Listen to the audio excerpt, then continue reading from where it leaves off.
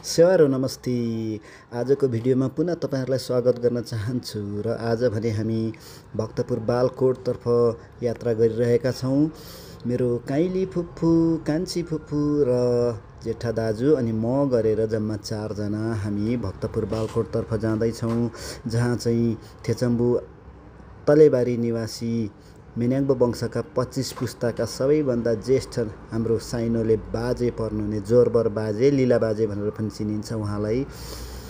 उहाँसँग भेट्न र केही इतिहासका कुराहरू सोध्न बुझ्न र आशीर्वाद लिन हामी बालकोट भक्तपुरतर्फ जाँदैछौँ। र हामी पुग्यौँ, बाजे आरामै हुनुहुन्छ भनेर केही बेर भलाकुसारी सोधपुछ गरे पछाडि पुराना गफगाफहरू अनि बाजेको जेठा छोरा लोकमणी काका, मेरो दाजु अनि फुप्पू, यसै गरी कान्छी फुप्पू अनि म लगायत घरमा अन्य काकीहरू र बाजेको छोरी फुप्पूहरू, साइली फुप्पू र कान्छी फुप्पूहरू पनि हुनुहुँदो रहेछ। उहाँहरूसँग पनि केही मिठो गफ गरेर खाना खाएर हामी आज फेरि चन्द्रगिरीसम्म हाम्रो यात्रा थियो। त्यसैले हामीले छिटो बाजेसँग गफगाफ गरेर हालचाल पुछेर, अनि बोजू पनि निकै बिरामी हुनुहुन्छ, लामो समयदेखि दमले उहाँ अहिले अक्सिजन लिएर रेस्ट गरिरहनु भएको रहेछ। मैले उठाउन चाहिनँ, बोलाउन चाहिनँ, किनभने मस्त निन्द्रामा हुनुहुन्छ बोजू। अनि त्यस पछाडि बोजूलाई मैले डिस्टर्ब नगरिकन मनमनै दर्शन गरेँ र हामी लाग्यौँ चन्द्रगिरीतर्फ। चन्द्रगिरी, ओहो, आज शनिबारको दिन अत्यन्तै भिड, ज्येष्ठ नागरिकले छुट्टै जाने बाटो हुँदो रहेछ। तर हामीले चाहिँ थाहा नपाएर आधी जति भित्र पसिसकेपछि मात्रै थाहा पायौँ, त्यही भएर हामी लाइनमै लाग्यौँ। मेरो काइली फुप्पू र कान्छी फुप्पू लाइनबाटै अगाडि बढ्दै केबल कार चढ्ने लाइनमा हुनुहुन्छ भने केबल कार आइसक्यो। अब हामी केबल कारमा चढेर सरर चन्द्रगिरी भालेश्वर दर्शन गर्नेछौँ। काइली फुप्पू पस्नुभयो, कान्छी फुप्पू पनि पस्दै हुनुहुन्छ हल्लियो। अनि यसै गरी एकजना भाइ पनि हुनुहुँदो रहेछ। दाजु र म यतापट्टि बस्यौँ। अब हामी सैया जानेछौँ माथि भालेश्वर मन्दिर दर्शन गर्न।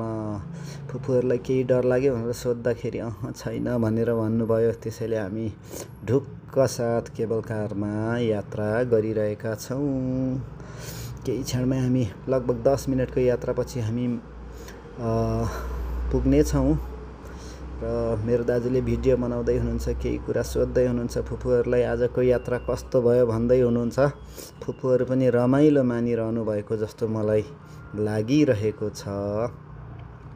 हामी झन्डै पुग्नै लाग्यौँ। भ्यालीको सिन पनि मधुरो देखिन्छ। आज अलिक फग्गी डे छ, जङ्गल हरियो, ओहो हरियो वन नेपालको धन त्यसै भनिएको होइन। तर पनि यो चाहिँ यहाँ मात्रै देखिन्छ, अन्य क्षेत्रमा त्यति हरियाली देख्दिनँ म आजभोलि। जे होस्, फुपूहरूले पनि केबल कारको अनुभव गर्दै हुनुहुन्छ। हामी जाँदैछौँ, भ्याली पनि देखाउँदैछु मैले तपाईँहरूलाई।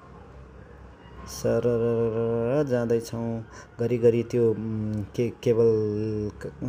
केबल कारको डिब्बाले पोल चेन्ज गर्दा अलिअलि हल्लिएपछि थोरै डर चाहिँ मान्नु भएको हो कि जस्तो देखियो फुपूहरूले। र पनि उहाँहरू पनि इन्जोय गरिरहनु भएको छ, सिसाबाट बाहिर हेर्दै हुनुहुन्छ। असोज कार्तिकमा हो भने चाहिँ हिमाल पनि देखिन्छ। हामी पुगे पछाडि अब दाजुले भिडियो बनाउँदै इन्फर्मेसनहरू दिँदै हुनुहुन्छ भने म पनि अगाडि एकदम एक्साइटेड भएर फुपूहरूको भिडियो बनाउन कुदिरहेको छु। मान्छे भिड छन्। यो भिडभाडको बिचमा 2 जना ज्येष्ठ नागरिकहरू डुल्दै हुनुहुन्छ, घुम्दै हुनुहुन्छ। यो बालेश्वर मन्दिर। अनि यसरी यहाँनिर चाहिँ फुपूहरू चिया पिउँदै हुनुहुन्छ। अन्य खाजा केही नखाने, चिया मात्रै पिउने भन्नुभयो। र चिया खाइसकेपछि हामी अरू पनि डुल्नेछौँ, घुम्नेछौँ। यो भालेश्वर मन्दिर, यहाँ विभिन्न भेज नन भेज खानाहरू खाजाहरू पाइने ठाउँ पनि छन्। दाजुले के गर्दैछ, हामी लगभग घुमेर फर्किने क्रममा दाजुले विभिन्न जानकारी चितलाङ फर्पिङ देखाउँछु भन्दै फुपूहरूलाई लाँदै हुनुहुन्छ। फर्पिङ त देखिँदैन, सायद यतापट्टि पर्छ भन्ने होला।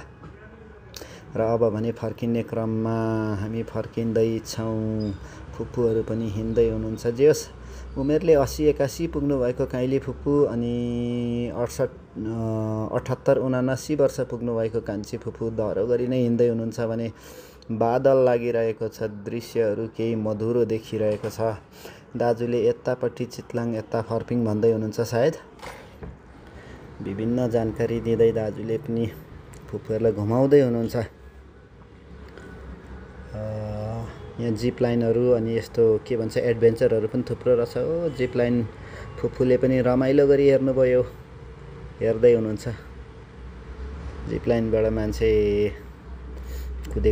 मान्छेले जिप लाइनमा के भन्छ त्यसलाई, यात्रा गरेको, कुदेको, जे भने पनि यसरी विभिन्न एडभेन्चरहरू बनिएको रहेछ अहिले। पहिला चाहिँ त्यस्तो थिएन। यो मेरो चौथो पटक भइसक्दा पनि यो ठाउँ चाहिँ मलाई रमाइलो लाग्छ आउन। दाजुले केही जानकारी दिँदै हुनुहुन्छ। यो जिप लाइन हो भनेर चाहिँ फुपूहरूलाई भन्दै हुनुहुन्छ होला सायद। फुपूहरूलाई अलिकति जिप लाइन भनेको चाहिँ के हो भनेर अब जिज्ञासा भयो होला, सोध्दै हुनुहुन्छ। र यसरी अब हामी फर्क्यौँ। फुपूहरूलाई केबल कारमै राखेर सरर ओह्रालो झर्दैछौँ। हामी ओह्रालो झरिसकेपछि हाम्रो यात्रा घरतर्फ नै हुनेछ। यहाँ नयाँ भाइहरू पनि हुनुहुँदो रहेछ, उहाँहरू पनि रमाइलो। ओहो। र यसरी हामीले जोरबर बाजे र चन्द्रगिरीसम्मको यात्रा आज टुङ्ग्यायौँ।